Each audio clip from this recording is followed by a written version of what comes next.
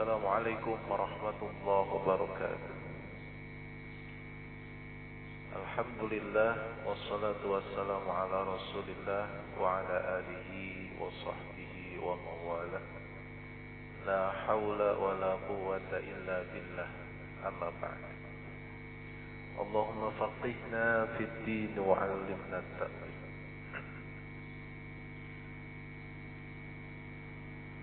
Alhamdulillah, pada siang kali ini sambil menunggu tiba saatnya salat zuhur, kita akan memulai kajian Fiqhus Surah An-Nabawiyah atau sejarah kehidupan mulia Kanjeng Nabi Muhammad sallallahu alaihi wasallam.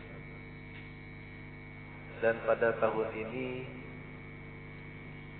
1 Rabiul Awal, kemungkinan pada hari Selasa besok, sehingga sangat tepat dalam bulan Maulid nanti atau besok selama bulan Rabiul Awal kita akan mengkaji percikan-percikan sinar-sinar yang mulia dari kehidupan Rasulullah sallallahu alaihi wasallam. Dalam sebuah hadis, Rasulullah sallallahu alaihi wasallam mengibaratkan diri beliau dengan nabi-nabi terdahulu. Masali wa masalul anbiya'i min qabli kamasali rajulin bana bunyana. Perumpamaan aku dengan nabi sebelumku ialah seperti seorang lelaki yang membangun sebuah bangunan.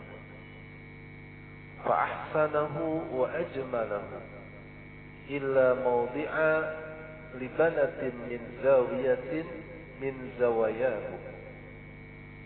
Kemudian ia memperindah dan mempercantik bangunan tersebut kecuali satu tempat batu bata di salah satu sudutnya. Faja'ala an-nasa yatufuna bihi wa ya'jabuna lahu wa yaquluna hal wudi'at hadhihi al-labnah. Kemudian orang-orang mengitarinya. Mereka kagum dan berkata, seandainya akan menjadi indah jika batu bata ini diletakkan. Fa ana lubnah wa ana khatamun nabiyyin. Akulah batu bata itu dan aku adalah penutup para nabi. Hadis ini bersifat bahasa kiasan atau bahasa konotasi, yang mana beliau sallallahu alaihi wasallam mengibaratkan dirinya dengan para nabi terdahulu itu seperti halnya satu bangunan yang megah, satu bangunan yang kokoh, hanya menyisakan satu bata, maka bangunan itu akan sempurna. Maka bata yang satu itu adalah beliau, dan beliau menjadi penyempurna dalam bangunan tersebut. Sehingga hubungan antara dakwah Nabi Muhammad sallallahu alaihi wasallam dan dakwah para nabi terdahulu itu berjalan berdasarkan prinsip takkid dan tatmim. Takkid artinya sebagai penegasan dan tatmim artinya adalah penyempurnaan. Dengan kehadiran Rasulullah sallallahu alaihi wasallam menjadi penutup para nabi, itu menegaskan, menguatkan bahwa risalah Allah Subhanahu wa taala yang dibawa oleh para nabi-nabi sebelumnya itu menjadi sempurna. Dan perlu kita ketahui bahwa dakwah para nabi itu didasarkan pada dua prinsip.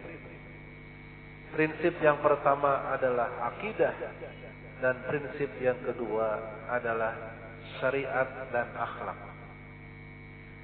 Akidah mereka sama.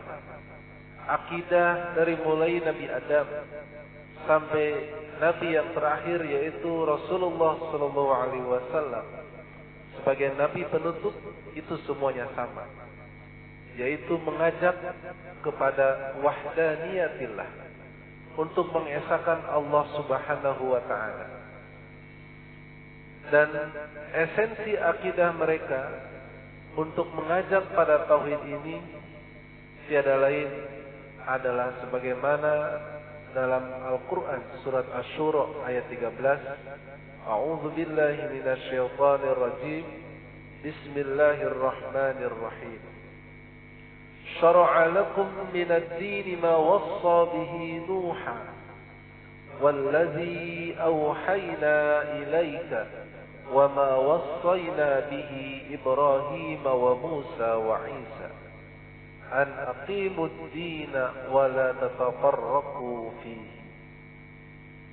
Dialah Allah telah mensyariatkan bagi kamu tentang agama apa yang telah diwasiatkannya kepada Nabi Nuh dan apa yang telah kami wahyukan kepadamu dan apa yang telah kami wasiatkan kepada Nabi Ibrahim, Nabi Musa dan Nabi Isa, yaitu tegakkan agama, janganlah kamu berpecah belah tentangnya.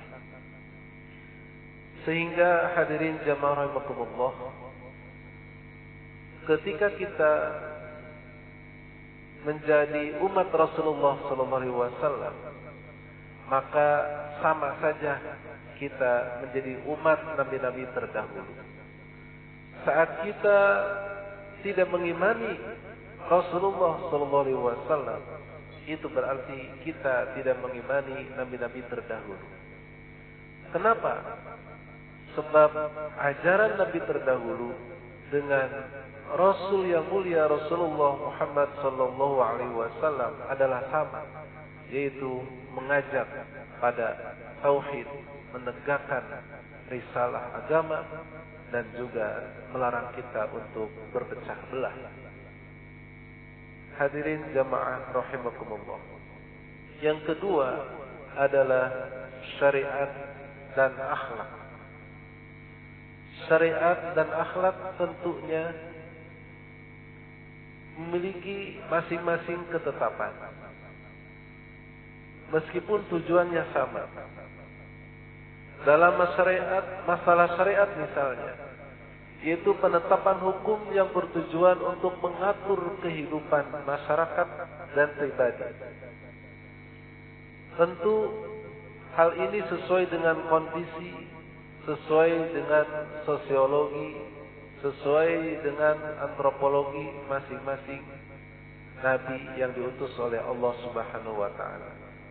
Sehingga wajar ketika syariat nabi kita berbeda dengan nabi sebelumnya, namun hakikatnya adalah sama, yaitu mengajak ibadah hanya kepada Allah Subhanahu wa Ta'ala. Allah menegaskan dalam Al-Quran surat Az-Zariyat ayat 56, wa ma khalaqtul jinna wal insa illa liya'budun. Aku tidak menciptakan bangsa jin dan manusia kecuali untuk beribadah kepadaku.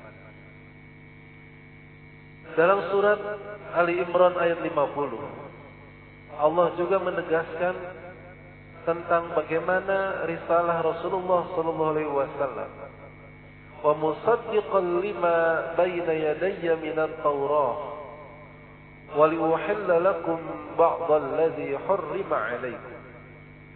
Dan aku datang kepadamu membenarkan Taurat yang datang sebelumku.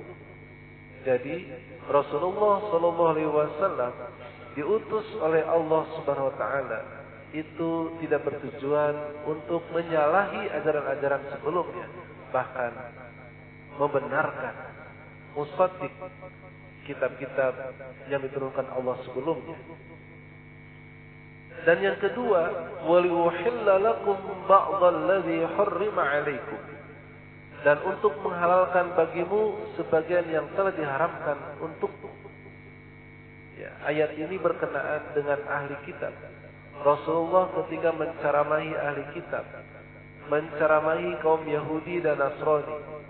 Dalam hal ini adalah kaum Yahudi. Beliau menegaskan satu, bahwa yang kami sampaikan itu selaras dengan kitab Taurat yang diturunkan kepada Nabi kalian, yaitu Nabi Musa. Sekaligus adalah membawa syariat baru yang isinya adalah antara lain menghalalkan beberapa yang telah diharamkan sebelumnya. Sehingga kaum muslimin muslimat jamaah yang berbahagia, perlu kita bahagia dan harus berbahagia dengan kedatangan bulan Rabiul Awal yang insya Allah besok tanggal 1 Rabiul Awal 1444 Hijriah.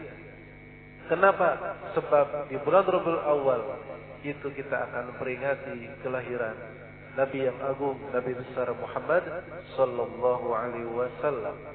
Dan dengan kita mengkaji sejarahnya, dengan mengkaji risalah dakwahnya, maka kita akan mengikuti sunnah-sunnahnya, akan meneladaninya, dan sekaligus saat kita meneladani beliau, mengikuti jejak beliau, itu menyambungkan hubungan antara kita dengan para nabi-nabi sebelumnya.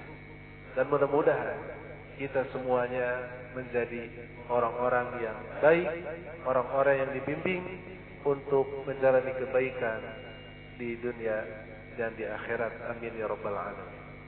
Demikian insyaallah nanti hari Rabu kita lanjutkan dalam kajian selanjutnya. Walakum minkum, wassalamualaikum warahmatullahi wabarakatuh.